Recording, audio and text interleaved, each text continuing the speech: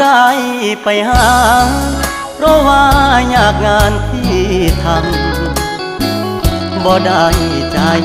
ดำยังกึดนำตัวน้องคือเก่า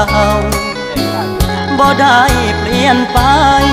หัวใจอ้ายยังห่วงเจ้าบ่ได้ปล่อยให้เงา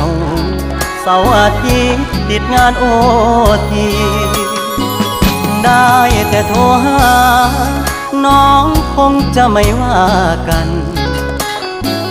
บอกเคยเปลี่ยนพันสัญญาหากมันคนดีบ่ได้กักมีกิ๊กบ่ได้หลีกสัญญาที่มีย้อนงานยุ่งอีหลี